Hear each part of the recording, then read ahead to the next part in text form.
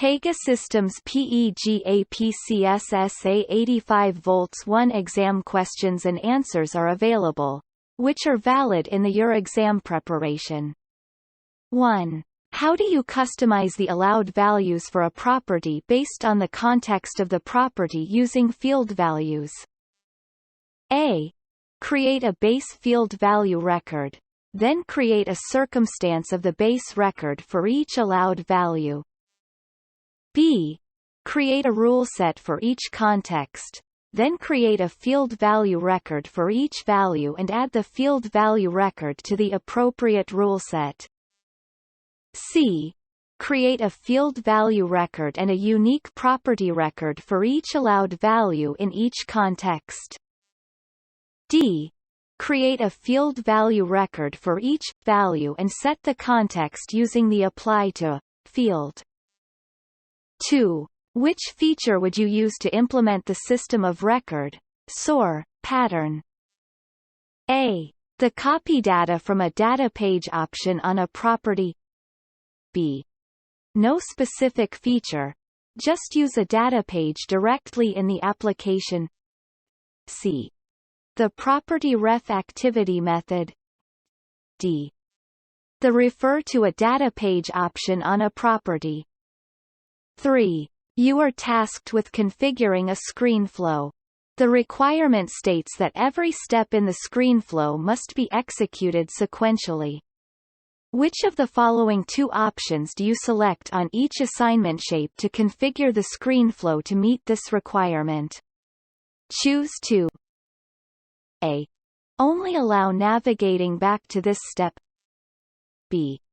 Save on last step. C.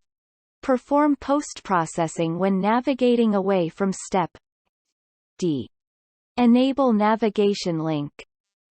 4. In which of the following situations would you simulate a data page? A. When the interface definition is not finalized. B. When the connector is available for the integration. C. When the data page writes data to the external system. D. When a large amount of data needs to be simulated. 5. You are working on an update to an application which only affects some rules for a certain case type. The customer has requested that a patch update the application. How do you create the new rule set version? A. Use the lock and roll functionality to lock the current rule set and increment the rule set version. B. Use the rule set maintenance wizard to skim the relevant rule sets to copy the highest version of existing rules to the new version. C. Create a branched rule set. Then copy the affected rules into the new branched rule set. D. Use the rule set maintenance wizard to merge the existing rules in the relevant rule sets to the new version.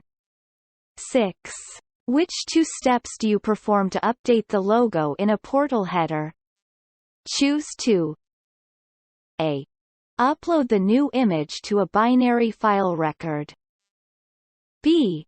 Reference the image in the portal skin. C. Reference the image in the application record. D. Update the portal header to reference the new image. 7. Which of the following statements is correct about global resource settings? A. Global resource settings allow you to update environmental variables without unlocking rule sets. B. Global resource settings allow you to automate the application migration process. C. Global resource settings allow you to execute connectors in parallel to improve performance. D. Global resource settings allow you to simulate data in an environment for testing purposes. 8. What application do you use to perform remote logging? A. Database trace. B. Performance profiler. C.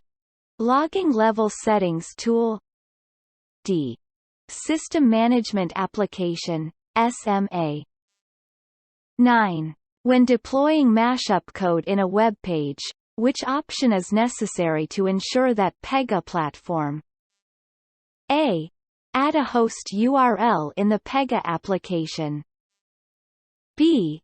Enable authentication policies on Pega platform. C. Establish a private tunnel from the host to Pega platform. D. Ensure the host is configured to support HTTPS.